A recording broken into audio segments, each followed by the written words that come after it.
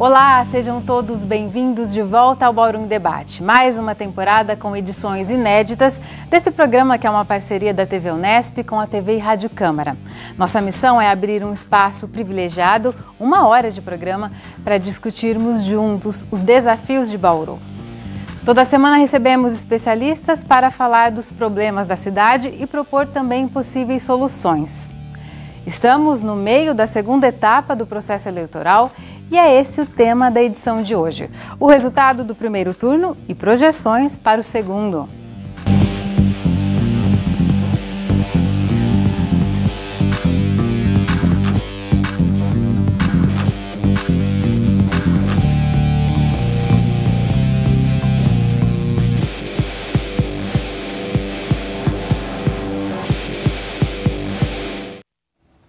E para falar desse cenário pós-eleitoral, cenário pós-primeiro turno, a gente conta com o jornalista da TV e Rádio Câmara, Nelson Gonçalves. Muito obrigada por sua presença, Nelson. Obrigado, Larissa, é um prazer. E o professor aposentado da Unesp, professor de Psicologia Social, Celso Zonta, muito obrigada pela sua participação pela primeira vez aqui no Bauru em Debate. Eu que agradeço, Larissa. E o professor Max Vicente, professor do Departamento de Ciências Humanas da Unesp, historiador, já esteve aqui com a gente. Mais uma vez, obrigada, Max. É um prazer imenso sempre estar aqui. A gente começa então o Bauru em Debate de hoje falando das eleições presidenciais. E eu pergunto para vocês, a gente já está distante um pouquinho do resultado de primeiro turno, vou repassar alguns números para relembrarmos. O candidato Jair Bolsonaro terminou com 46% dos votos, ele ganhou em todo o Sul, Sudeste, Centro-Oeste, em parte do Norte. O Fernando Haddad com 29,28% dos votos. Ele levou a melhor em 9 estados, quase todos do Nordeste, alguns do Norte. Ciro Gomes, em terceiro, com 12,47% dos votos, venceu na terra natal dele, no Ceará. Alckmin, que não chegou a 5%, 4,76% dos votos, perdeu em todas as cidades de São Paulo, inclusive, e Marina Silva, com 1%. De alguma forma, eu remeto para os dois a pergunta, esse resultado surpreende, destoa muito das tendências que vinham sendo apontadas pelas últimas pesquisas? Teve aquele fenômeno de migração de voto na última hora, em busca do tal voto útil? Sim, teve o fenômeno do voto útil, as pesquisas nacionais apontavam não só o Bolsonaro, como também o Haddad em crescimento, mas não com esse crescimento tão rápido que ocorreu para o Bolsonaro. O que ocorreu foi que os votos do Alckmin, né, sofreram voto útil, né? Então, ele que teve a maior debandada. Ele que teve a maior debandada. E também a da Marina. A Marina também, ela diluiu no processo, né? Os eleitores dela e os eleitores do Alckmin carrearam voto principalmente para Bolsonaro. Os eleitores do Ciro permaneceram mais ou menos na mesma média, né? Não ocorreu grande diferença. Com relação às regiões, elas permaneceram, essas regiões estavam previstas, que Norte e Nordeste tinha uma liderança maior do Haddad e as regiões Sul, Sudeste, Centro seria mais para Bolsonaro. E elas permaneceram desde o começo da campanha até o final. Max?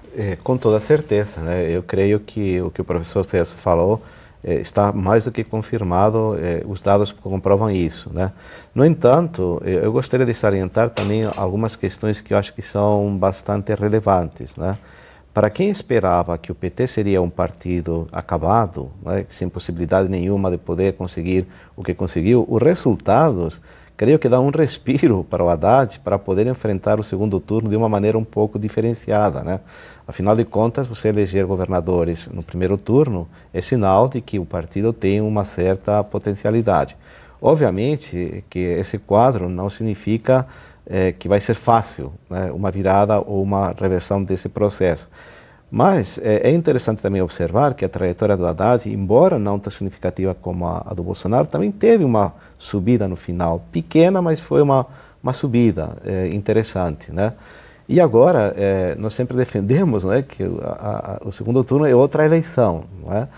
Portanto, o confronto vai ser direto entre os dois candidatos, não é? As propostas eles têm que apresentar e discutir de igual para igual, em termos de tempo, em termos de possibilidade. Não creio que Bolsonaro continue se escondendo. Não é? Participar dos debates, na sua opinião? Participar dos debates. E aí, de fato, nós vamos ver e ter clareza, não é, com relação ao que são os dois projetos que estão em jogo. Não é? De qualquer forma, a votação do Bolsonaro é significativa, não é? Mostra, sim, que é um candidato consolidado, porém, em política, creio que a questão acaba depois que se contabiliza o último voto. Né? Portanto, eu diria que o debate ainda está em aberto. Professor, de que forma esse esgarçamento no primeiro turno, com a campanha extremamente vazia, quase sem nenhum conteúdo, que basicamente poderia ser resumida entre antipetismo com as questões mais totalitárias, também já bastante criticadas, podem agora, principalmente no rádio e televisão, com tempos iguais, mudar a postura desses candidatos, até porque me parece que o Alckmin, estou submetendo esse raciocínio a vocês, desculpa, o Haddad não tem outra alternativa a não ser tratar esse ambiente de uma forma diferente. Me parece, da experiência de jornalismo, que se ele continuar o mesmo jogo que teve no primeiro turno, esse esgarçamento favorece o adversário, que não é juízo de valor, mas é raciocínio. Ou seja, ou o Jair fica meio paz e amor e família e o Haddad tenta ir para outro caminho, ou a gente pode não ter outra coisa que não seja a repetição do esgarçamento do segundo turno, ou é outra coisa? Então, eu vejo que não há saída para ambos. Esse antagonismo no segundo turno, do ponto de vista do debate, não vai ocorrer. Porque se ocorrer para um ou para outro, vai ser um risco muito grande. Né? O que a população nesse segundo momento agora quer é conhecer esses candidatos, conhecer qual é o programa de governo de cada um dos dois. Como já está esgarçado o processo, não se trata mais de convencer bolsonaristas para irem para Haddad, ou os petistas, ou as pessoas que têm um programa mais progressista, mais à esquerda, irem para o PSL do Bolsonaro. Não se trata disso. O que ambos já conquistaram, dificilmente perderão. Nós estamos discutindo os indecisos e aqueles que na pesquisa falaram que iriam votar branco ou nulo, que poderão não votar. Né? Esses que são os votos a serem conquistados. E como é que você conquista isso? Continuar na bateção? Não, não é possível isso. Né? Os dois vão provavelmente serem cordiais, provavelmente. Se o fizerem o contrário, eles estarão decretando a morte deles. Eles serão cordiais no debate e irão expressar as diferenças de programa de governo. Né? Trabalhando mais a questão social e o outro trabalhando muito mais a questão da segurança e a questão de um governo mais férreo, dando ênfase para a questão mais moral. Ia colocar um raciocínio dessa questão fora do horário do programa de TV como estratégia, se as redes sociais vão acabar sendo um multiplicador dessa, me perdoa a expressão, latrina social, onde se fala tudo, onde pouco importa o conteúdo, mas a oportunidade de falar, ainda que seja só mal do outro. Se essa estratégia, inclusive com robôs e fake news, vai continuar sendo utilizada eventualmente em larga escala, professor? Com toda certeza, né? Com toda certeza. Eu fico muito preocupado com essa questão, porque se há um ponto que para mim ficou evidente dentro deste processo eleitoral, é que os ânimos das pessoas se acirraram de tal forma, não é, que o diálogo se tornou impossível, inclusive nas próprias famílias. Não é? Tem gente que defende um candidato, que defende outro, partem para agressão já direto, né? É uma coisa surpreendente, né? Desde o ponto de vista político, porque o que é a política? Discutir propostas, ver a trajetória dos candidatos, o que eles fizeram. Por exemplo, alguém lembra, alguém sabe qual foi a votação do Bolsonaro nesse tempo que esteve no Congresso? Né? Isso é um indicativo muito importante para você avaliar o que ele representa, né? Como que ele votou, se tomou partido ou não tomou partido. Né?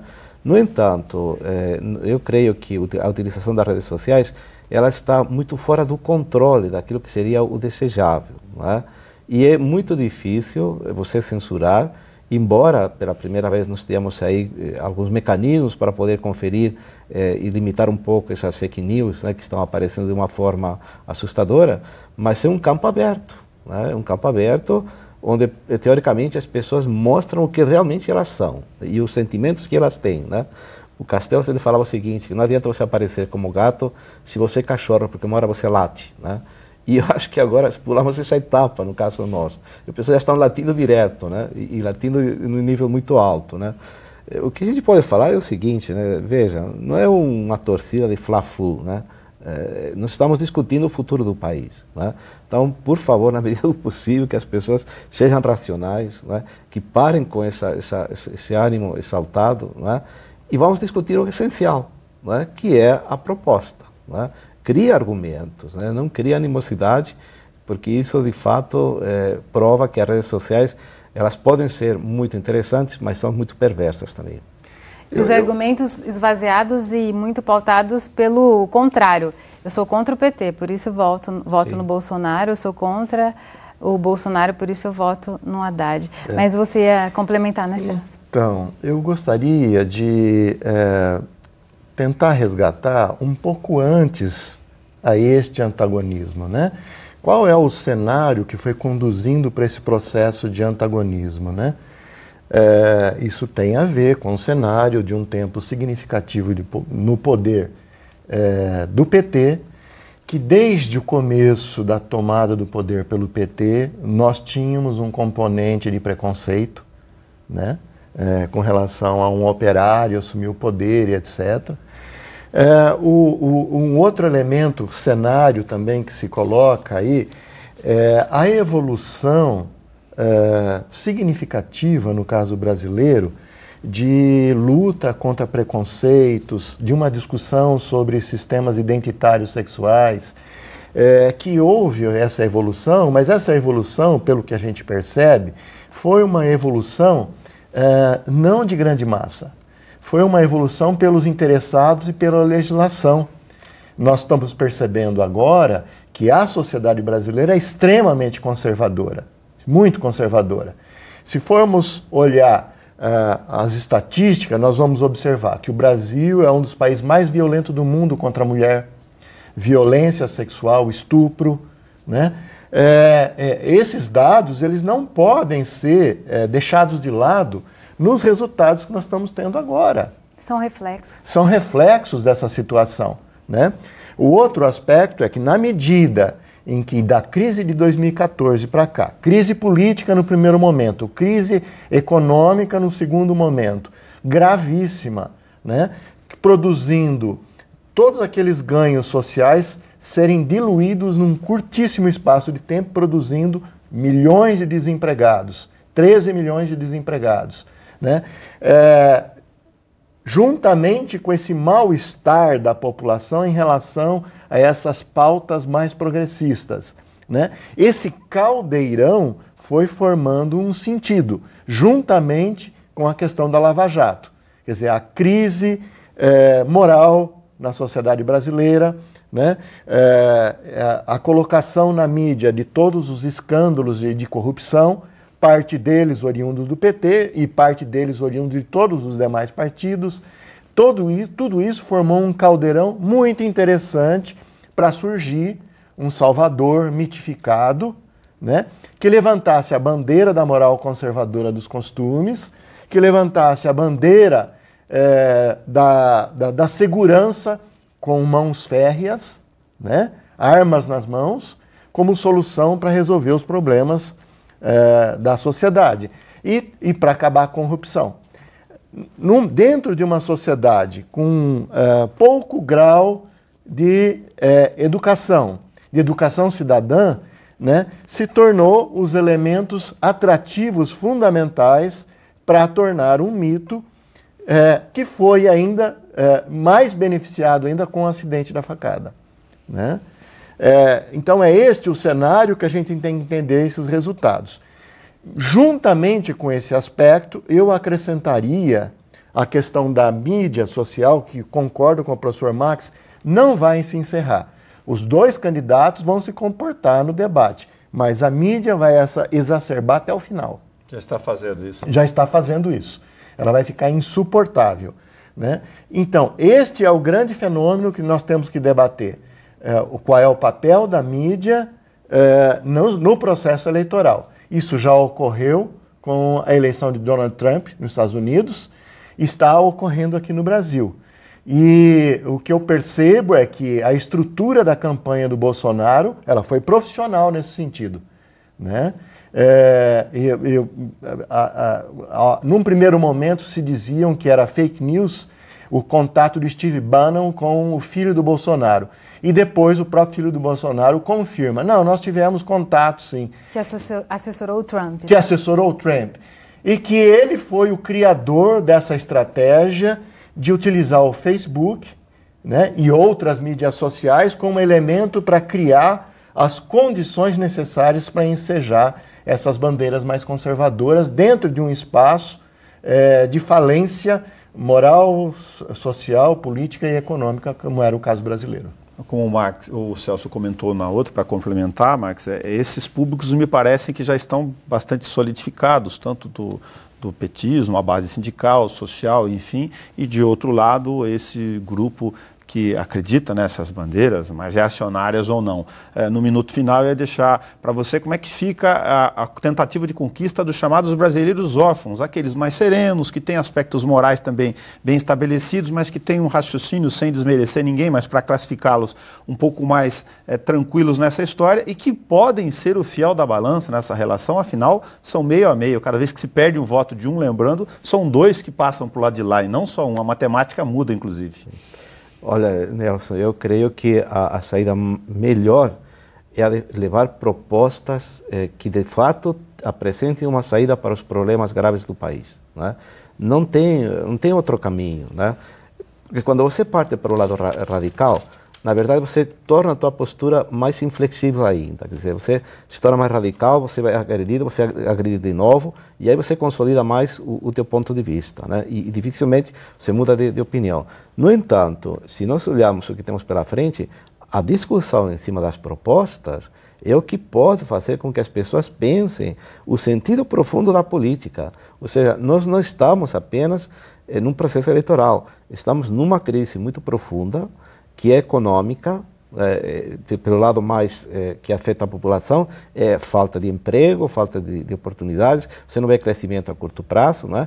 E o candidato que ia oferecer uma alternativa para essas propostas, eu creio que pode muito bem cristalizar essas pessoas para o lado dele, né? Evidentemente que nós temos aí um cenário muito difícil, né? Não há uma saída que não mexa com direitos conquistados pelas pessoas, né? E até que ponto todo mundo está decidido a abrir mão dos direitos para poder favorecer uma saída profunda para a crise do país. Ou seja, todo mundo tem que ceder algo, né? Evidentemente que o que tem mais tem que ceder mais, mas como que vai ser apresentado isso para a população? Falar, ó, tem uma proposta, mas você tem que pagar mais, né? É meio complicado, né? No entanto, é racional, né, Nelson? A tua pergunta é importantíssima, né? É uma discussão serena, calma, e não é um jogo onde você ganhou e o outro perdeu e tchau e bênção, né? Afinal de contas, né, o Congresso ainda tem um papel relevante nesse processo, né? Peço licença para a gente esticar um pouquinho a nossa conversa nesse bloco, só para a gente concluir. Remeto para vocês dois essa questão também. Vocês acreditam que, independentemente do resultado para presidente, as duas candidaturas de alguma forma representam uma ameaça à democracia? Bolsonaro por tudo que ele defende, pelo vice-candidato que já falou até em autogolpe, e o Haddad pela fragilidade do momento do PT no momento, por esse esgarçamento do partido, por já ter tido uma candidata recentemente impeachmentada. Vocês veem que os dois cenários são preocupantes no pós-eleição? Olha, Larissa, eu creio que se respeita a lei, não, né? Se você pegar a nossa Constituição, isso é dito pelos juristas, né, e apresentar para uma pessoa que não conhece nem sabe nada do Brasil, né, só apresenta a Constituição, e você apresenta as Constituições de outros países, com certeza escolherá a Constituição do Brasil, né, porque ela é perfeita, né? Se há um respeito pela Constituição, não há perigo para a democracia, né? No entanto, algumas das medidas que podem ser colocadas podem alterar a Constituição e tirar privilégios das pessoas. Eu creio que as pessoas estão sendo muito iludidas por um discurso muito fácil, muito bonito, mas que na prática ele não vai funcionar. Né? Eu vejo da seguinte maneira, sim, o cenário ele vai continuar tenso pós-eleição, porque a maneira como o processo eleitoral e os candidatos se conduziram, né? Tem candidatos que falam assim, aquele não e aquele não, eu sou a solução do problema. E exacerbou, e isso vem sendo exacerbado já de mais de 20 anos, né? Entretanto, tem alguns elementos da realidade que me deixam muito mais preocupado do que a própria população. Quais são? Primeiro, quando o Tribunal Superior Eleitoral decide eliminar 3 milhões de votos do Nordeste porque os eleitores não fizeram o registro digital. Da biometria. Isto, para mim, é gravíssimo. Isso é de uma gravidade absurda, porque todos nós sabemos que 3 milhões de votos no Nordeste iriam beneficiar muito mais Haddad. Então, eu acho que houve uma solução política, porque será que não é possível que esses 3 milhões de eleitores poderiam votar na forma de papel ou de uma forma especial, diferenciada? Poderiam. Então, isto é grave. Segundo aspecto grave, muito grave, é quando o judiciário faz liberação de situações de corrupção, delação premiada em processo de período eleitoral tão grave e complicado como esse. Na véspera, né? Na véspera. Né? Isso que foi feito pelo Moro é de uma gravidade absurda. Isso é impossível. Né? Isso é caso de prisão, não é possível, porque um juiz ele pode determinar a mudança de resultado eleitoral. Isso não pode acontecer. E esses fatos, eles tensionam de uma tal maneira que vai ser muito difícil, no pós-eleição, essa situação ser resolvida. Você está entendendo? A situação ser resolvida. Então, há um cenário de insatisfação. Não é só em relação aos políticos, é em relação ao governo, é em relação ao judiciário, né? E se nós não conseguirmos alcançarmos a medida, e eu concordo com o professor Max, o referencial fundamental é a Constituição, né? E ainda bem que Haddad voltou atrás e falou que não vai mexer na Constituição, né? E ainda bem que Bolsonaro voltou atrás e falou, não vai ter uma constituinte de notáveis. Por quê? Porque não é possível. Isso que nós alcançamos, a nossa constituinte de benefícios sociais, né, com a nossa constituinte cidadã, foi uma das poucas boas coisas que nós fizemos e que devemos fazer valer. Né? O que está faltando é ela, de fato, fazer valer. Né? É o sistema unificado, o SUS, fazer funcionar e tantas outras coisas importantes que produziram benefícios para a população.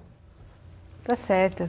A gente faz uma pausa, então, e no próximo bloco a gente fala da disputa para governador do estado, que também caminhou para o segundo turno. Bora em Debate volta daqui a pouco.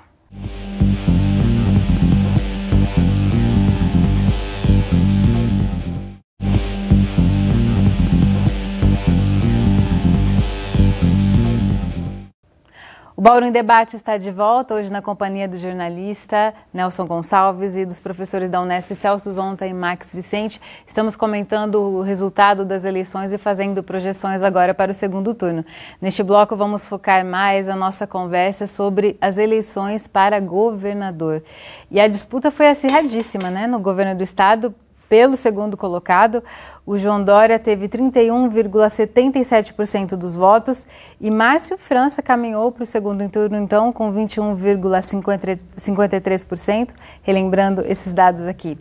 Surpreende a queda do SCAF, que em pesquisas iniciais era apontado até como o favorito, e a disputa dele com o Márcio França ficou voto a voto, porque a diferença foi de 89 mil votos, né?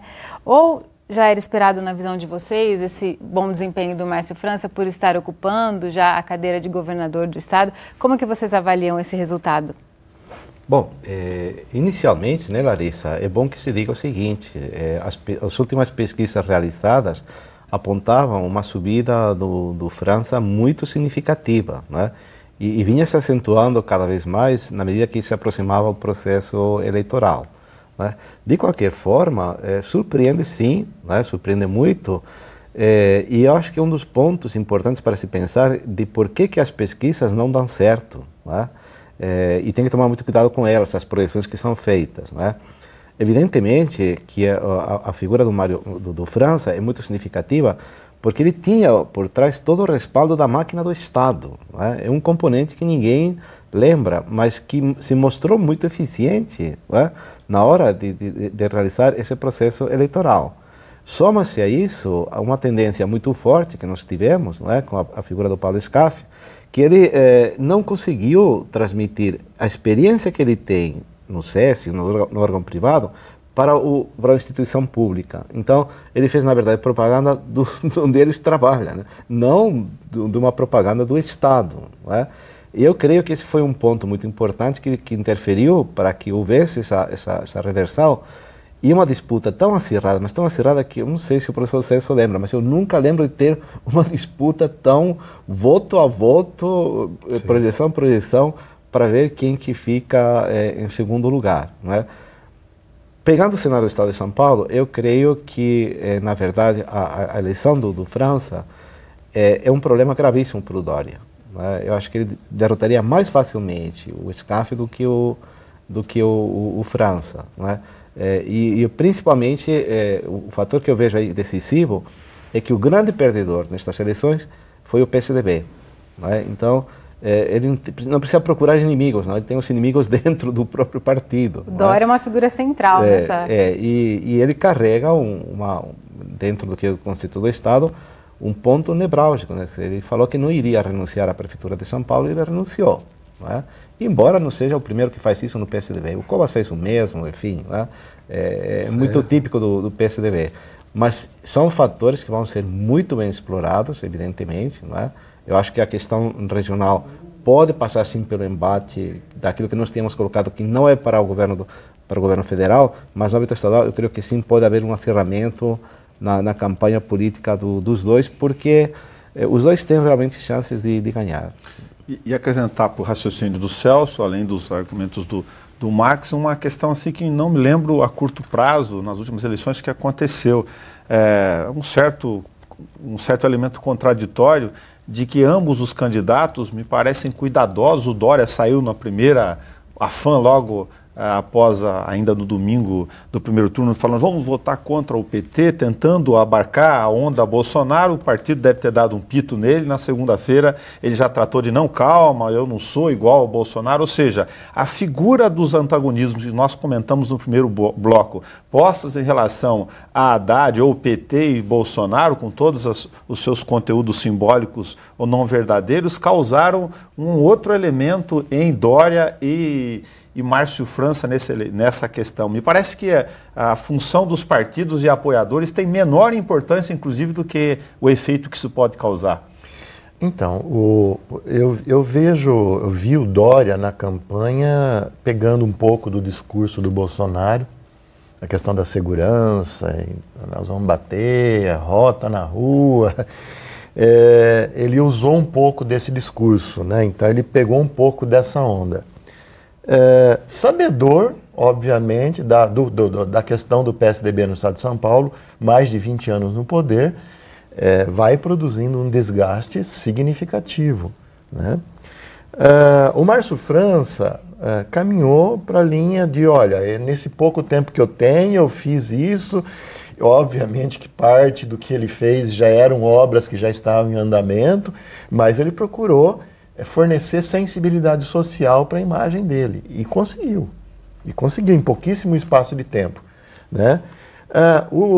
Como o professor Max falou, o Scaff não conseguiu fazer a correlação entre o que ele pretende fazer e o que ele já fez, né, no Senai, nas entidades que ele administrou e na área da educação que ele desenvolveu. Não foi o suficiente. Faltou um espectro maior e fornecer sensibilidade social para a imagem dele, para poder dizer o seguinte: olha, você pode ser uma opção em relação ao PSDB, que já está há 20 e tantos anos de poder no estado de São Paulo, e precisamos fazer uma modificação no poder aqui, numa transição de poder. Então eu vejo esse aspecto. Só ponderaria um aspecto que o professor Max fala em relação à pesquisa. As pesquisas, dificilmente elas erram, eu tenho essa opinião. A grande questão é que a gente tem que entender que a pesquisa é apenas uma fotografia de momento. E o cenário muda muito rapidamente, existem muitos elementos que intervêm, sobretudo nessa campanha onde o processo das mídias sociais interferiu significativamente nos resultados. Mas identificaram essas ondas de crescimento do Márcio França, identificaram, a tendência. Exatamente. As tendências, na verdade, apontam. as pesquisas apontam tendência. Sim. Mesmo que chega a um nível assim de pegar 2%, né? O Datafolha chegou a entrevistar 8 mil e não sei quantos eleitores no país. É um volume significativamente de pessoas entrevistadas. Você chega a um grau de 2% de margem de erro. Tudo bem, aquela foto de momento sim, 15 minutos depois já é diferente. Um dia depois é muito diferente. Né? Então é isso que a pesquisa não é capaz de fazer. Se houvesse capacidade de investimento, de fazer pesquisa todos os dias, aí provavelmente a gente seria capaz de identificar a evolução de uma, o decréscimo de outro e assim por diante. Trazendo aqui um dado que preocupava muito todos nós antes das eleições e que acabou se confirmando principalmente na eleição para governador do estado, que é a quantidade de pessoas que não compareceram ou que votaram em branco e nulo. Bateu recorde aqui no estado. Juntos, brancos e nulos foram 5,3 milhões de votos. É 1 milhão a mais do que o Márcio França recebeu. E foram 13,7 contra 9,2 das últimas eleições. Quer dizer, para presidente se manteve praticamente a mesma porcentagem, mas para governador subiu muito o número de votos nulos e brancos. O percentual de quem não votou, se a gente somar aqueles que nem foram votar, né, com os que anularam, votaram em branco, chega a 38,7%. Quase 40% não escolheu nenhum candidato para governador do estado. A que fatores a gente pode atribuir? Aquele desalento que a gente comentava no primeiro Bauru em Debate sobre eleições, né, Max? Mas nesse caso, essa campanha muito focada nessa polarização, na escolha para presidente, campanha muito curta, também ajudam a explicar esses números tão ruins para governo do estado? Olha, é uma hipótese para ser pensada, sim, mas eu creio que essa tendência ela tende a diminuir no segundo turno, né? Porque a opção ou as opções ficam muito restritas, né? De qualquer forma, Larissa, eu creio que o desencantamento com a política acaba interferindo de uma forma assustadora. Eu pessoalmente fiz entrevista com várias pessoas, né, em trabalho de faculdade, né? E a resposta unânime, diria com 70%, 90%, a política é tudo igual, né? Então não tenho estímulo, não vejo nada de diferente que possa me atrair, né? Não quero, se eu votar pode ser que seja corrupto depois, mesmo que agora não seja, algumas pessoas falavam isso, né? E esse desencantamento com a política é o que faz com que elas fiquem omissas. No entanto, gostemos ou não, essas pessoas votem ou não votem, elegeremos um governador e ele vai governar. Não é? Portanto, se os números que você coloca, que são os que de fato a gente tem, né, todos eles votassem numa única pessoa, eles elegeriam o governador do estado. Né? É muito significativo. É muito significativo. Né? E eu concordo com tudo que o professor Celso falou. Creio que o problema de fundo é essa falta de educação cívica, de cidadania, de participar, de cobrar, de estar atentos. Né? Eu brinco muito na sala de aula com o seguinte, olha, eu não vou desperdiçar o meu voto nunca jamais, porque custou muito para ser conseguido. Mas parece que as pessoas se esquecem muito fácil isso, né? Na década de 60 você queria e não podia, né? Agora que você tem, não utiliza, né? De qualquer forma, né, Larissa, é um fenômeno muito espalhado pelo mundo, não é só no caso nosso que isso acontece, né? De forma geral, o mundo como um todo, o índice de abstenção chegam até 30%, 40%, inclusive em países de uma tradição longa de política, né? Como a França, né? Que é o caso mais típico, né? Então, evidentemente, isso preocupa muito, e aí entra um pouco a projeção deles enquanto governador de tentar captar essas pessoas ou capitalizar com o seu discurso que essas pessoas adiram às propostas que eles têm, né? Então, é muito, muito preocupante, sim, viu, Larissa? Muito preocupante, o que levanta uma questão de fundo, que não dá, claro, para discutir aqui, mas é ver se o voto deveria ou não deveria ser obrigatório, né? Sim. Então, tem ocorrido, vai ocorrer cada vez mais esse processo de abstenção, né? O fenômeno ele tem várias explicações. Uma explicação é a ausência de lideranças que atraem o sujeito para a vida política, né? O outro aspecto é a desilusão com a própria política, os fenômenos recorrentes de corrupção, de desmando com a coisa pública, tudo isso vai produzindo um desencanto da participação. Mas acho que tem um fenômeno que, acho que aí eu ressalto que o professor coloca, que é um fenômeno mundial, que tem a ver um pouco com a lógica como o mundo vem se construindo, né? Do ponto de vista psicológico, cada vez mais os sujeitos vão adquirindo o seu mundo interior individualizado, né? É diferente lá de você comparar o mundo subjetivo do sujeito de hoje com o mundo subjetivo do sujeito do período medieval. O sujeito do período medieval tinha um mundo o seu mundo interior era menor e a apreensão era muito mais coletiva, a vida era mais coletiva. O mundo coletivo interferia mais diretamente no pensamento dele. Hoje, o mundo interior dos sujeitos são mais largos e, portanto, ele se sente mais independente e autônomo em relação à sociedade. Por isso que a sociedade é menos coletiva, mais individual, mais competitiva, né? Isso faz com que ele possa tomar decisão. Eu não gosto disso, eu não quero, eu não vou fazer, né? Então é um fenômeno que também se expressa na questão do voto, né? E se não trabalharmos a questão da cidadania, da participação coletiva, da necessidade de se pensar coletivamente sobre o bem público, sobre as nossas lideranças, nós vamos cada vez mais piorar com relação a esse aspecto de participação. Estava acompanhando a questão do distanciamento natural em função do protagonismo da eleição presidencial na curta campanha do primeiro turno. A gente lembrou em outros encontros a campanha oficial de 45 dias contra 90 na outra, e agora no segundo turno só ficam expostos 2 nomes. Até que ponto a máquina de Márcio França na mão, na relação com 645 prefeituras, onde elas couberem nessas relações, a Assembleia Legislativa, que me parece uma nova configuração do ponto de vista, inclusive, da distribuição das forças políticas nesse momento, e a eventual colagem, se houver, de candidaturas que eu comentei na pergunta anterior, por exemplo, de se eventualmente o Bolsonaro colar, não acredito que possa acontecer isso, mas é possível que possa acontecer, no apoio ao Dória, com o PSDB mais Bolsonaro do que PT, numa relação natural de percepção, de que forma esses pesos podem agora no segundo turno já dos 2 polos favorecer ou desfavorecer um ou outro. Me permite, professor? Sim, claro, por favor.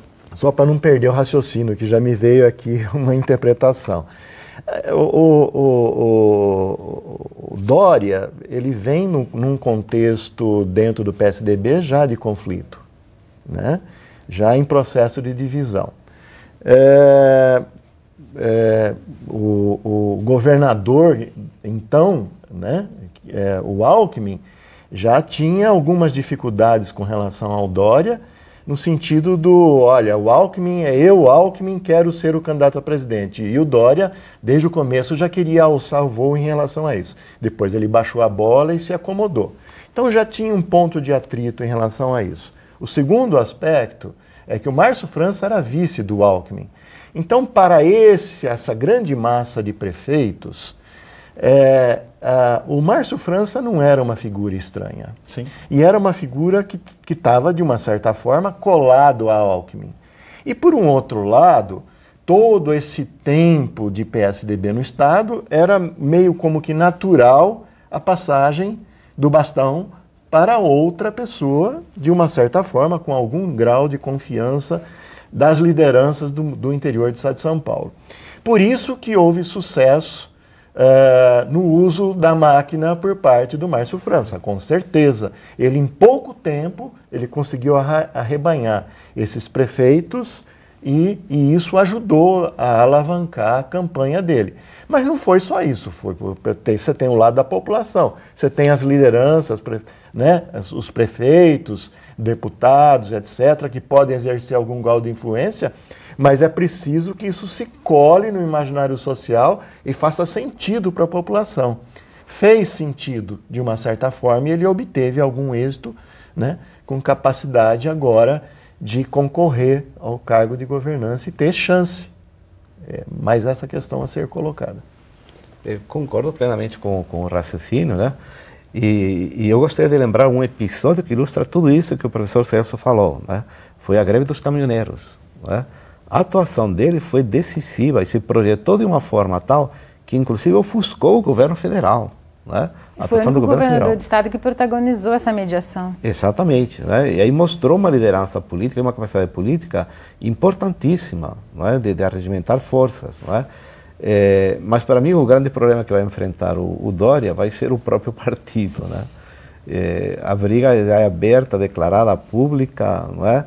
Que a máquina do governo do estado que poderia ter ajudado a eleger o Dória não está já nas mãos do PSDB, não é? Então o custo vai ser muito elevado. No Congresso Federal perderam muitos deputados. Não sei até que ponto o Bolsonaro vai querer o apoio do PSDB ou o apoio do PSB, não é? Teríamos que pensar um pouco nisso, na possível composição, né? Não é assim chegar e falar, eu quero o apoio do Bolsonaro, não. Ele agora vai fazer contas matemáticas, né? Porque ele tem que governar, não é? Com quantos que eu conto, com quantos que eu vou poder contar, não é? Então é um cenário assim muito interessante para ser acompanhado, não é? Porque vai ser uma disputa das mais intensas que nós temos tido ultimamente para o governo do estado de São Paulo. Tá? Vai ser uma disputa aguda, intensa, de embates interessantes. Basta lembrar que no primeiro turno, em termos de mais de descontração, né, o único que tirou o Dória do sério foi o França, né, nos debates. Né? Ele conseguiu mexer com a essência do candidato, né? Sim. Que é um fator importante para os possíveis debates que possa ter, né? A argumentação, enfim, né? Mas concordo plenamente com o raciocínio do professor Celso, sim. E o Max já começou a falar um pouquinho da formação do Congresso, e esse é o tema do nosso próximo bloco. Vamos para um intervalo bem rapidinho. Continue com a gente.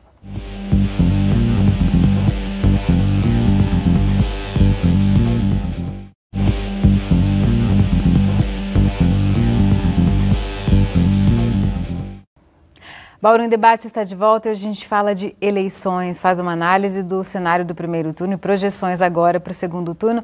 Participam da discussão hoje o jornalista Nelson Gonçalves e os professores Celso Zonta e Max Vicente.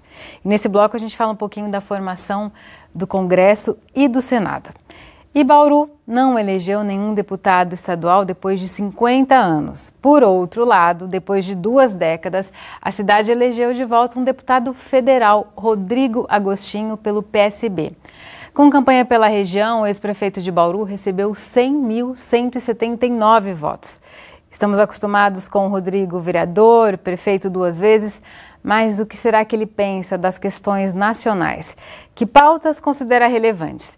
Além da questão ambiental, claro que historicamente já defende.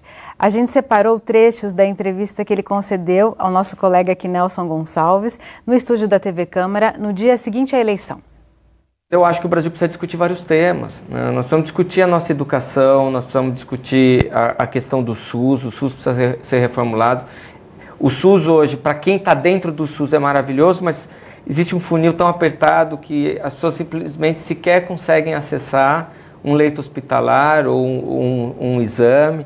Então tem muita questão que precisa ser discutida. A história da reforma da Previdência, que reforma que nós estamos falando, né? Então tem muitos temas que a gente não sabe o que cada um desses candidatos pensa, né? E eu acho que são temas importantes que o Brasil precisava amadurecer, independente de quem vai ser eleito. Acho que são temas que precisam de um amadurecimento nacional, e isso não teve.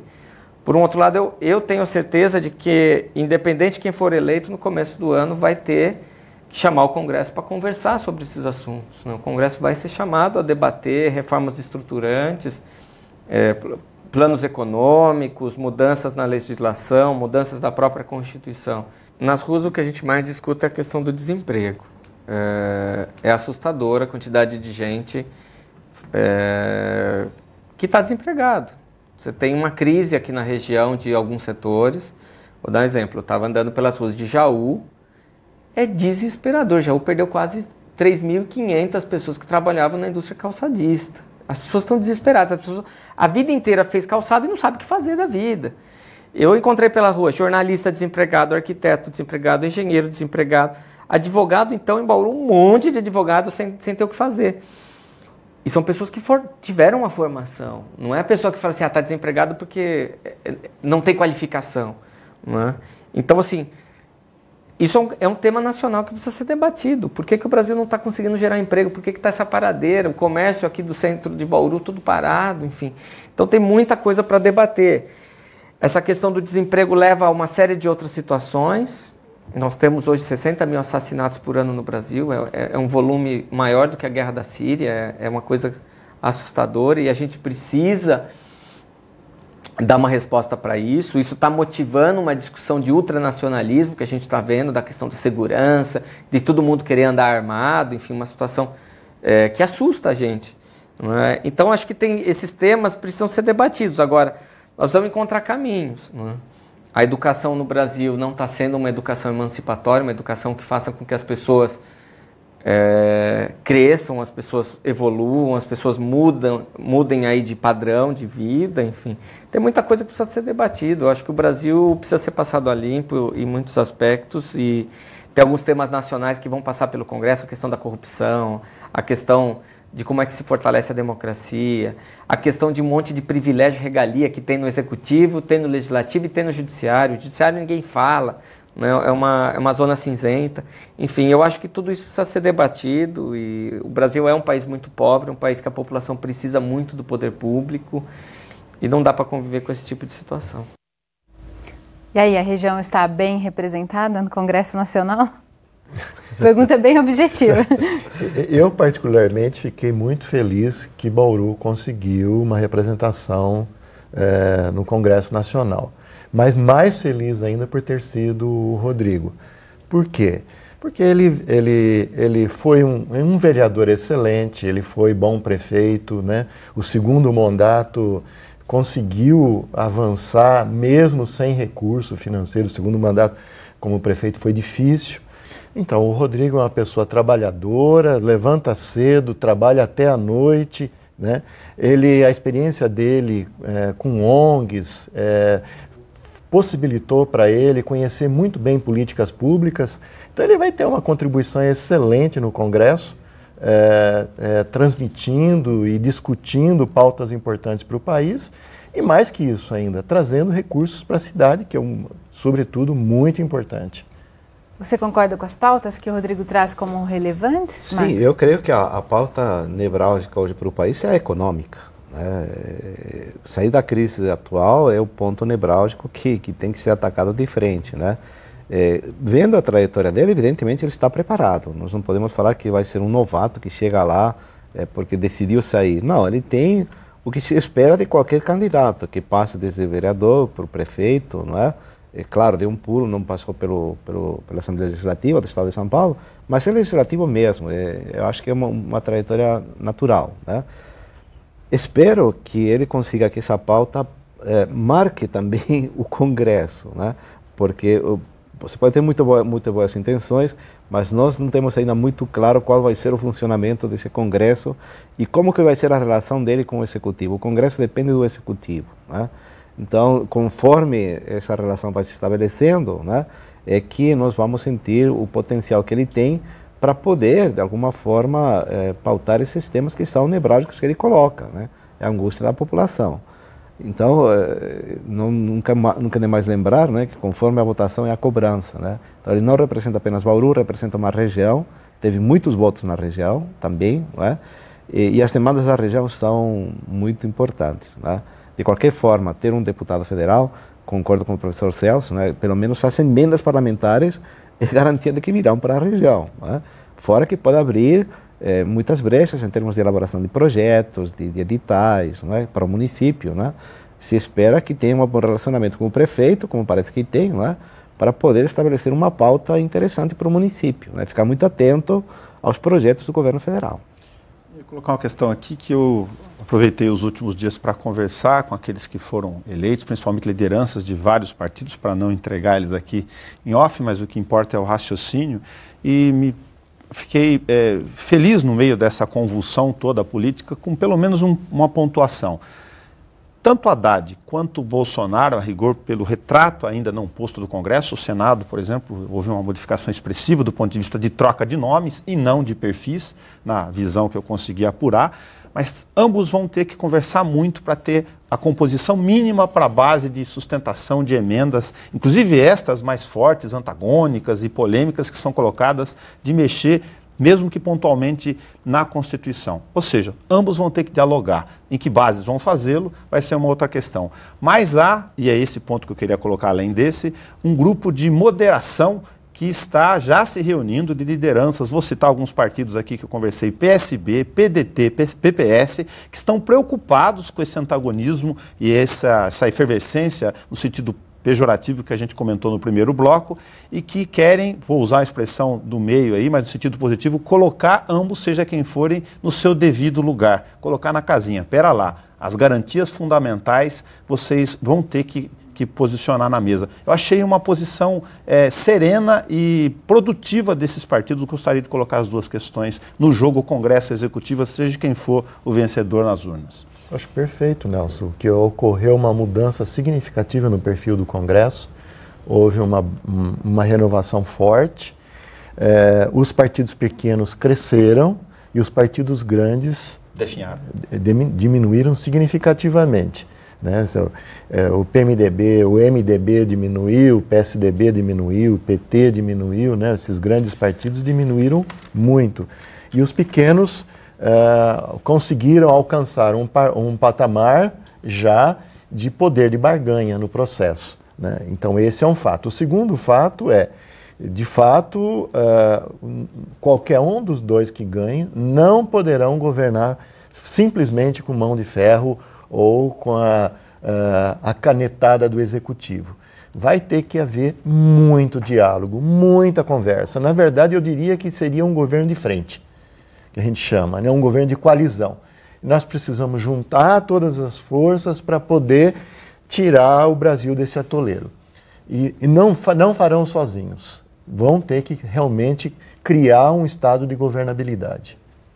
Max? Eu tenho muita expectativa em relação a esse tema, né? Porque existe uma tradição dentro da relação Congresso com o Executivo que mais ou menos é consensual na ciência política. Você fala o seguinte, né? Na verdade, quem legisla é o Executivo, né? Porque ele impõe as leis com as medidas provisórias, tranca a pauta, impõe uma pauta para o Congresso, né? E ele tem um poder muito significativo, o presidente ainda, né? Se ele tem um cenário, um quadro no Congresso onde ele pode articular e manipular algumas questões, eu fico temendo muito de que voltemos às épocas anteriores. Por isso que sempre, se vocês lembram, né, nós temos debatido e constatado sempre o seguinte: cuidado com os deputados que a gente vai colocar lá. A votação para deputado é tão importante quanto o presidente.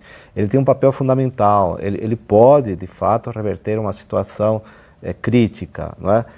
Eu quero acreditar e torço imensamente para aquilo que o professor Celso colocou, e é o meu ideal, meu sonho. No entanto, a prática nossa nos levanta, sim, alguns alertas que temos que ficar muito atentos para essas questões, não é?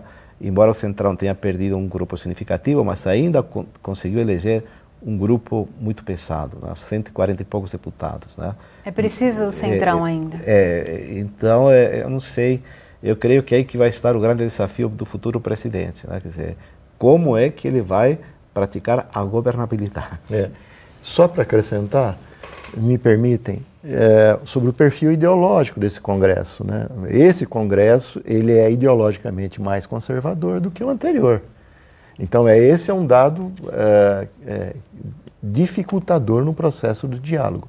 Diálogo entre executivo, legislativo e judiciário, diálogo entre executivo e sociedade também. Sobretudo nesse processo em que nós nos encontramos de uma maneira exacerbada. Quer dizer, se nós tínhamos as bancadas, né, corporativas, elas cresceram nesse Congresso agora. Né? Você tinha a bancada dos evangélicos, agora você tem a bancada militar, a bancada da bala, você tem muitos outros congressistas que são conservadores, né? E que não sei como é que vão lidar com essas pautas sensivelmente sociais que precisam lidar, dar conta. A gente fica por aqui, infelizmente, porque essa é uma conversa das mais produtivas. Eu agradeço a sua participação, Nelson. Imagina, obrigado. Professor Celso, muito obrigada por sua contribuição. Eu que agradeço a oportunidade. E o professor Marcos também, muito obrigada. Eu digo que estar com essa companhia, a gente sempre aprende, né, Larissa? Aprendemos todos com vocês. Todos. O Bauru em Debate fica por aqui, mas você pode rever esta e outras edições nos sites e nas redes sociais da TV Unesp, da TV e Rádio Câmara. A gente se vê.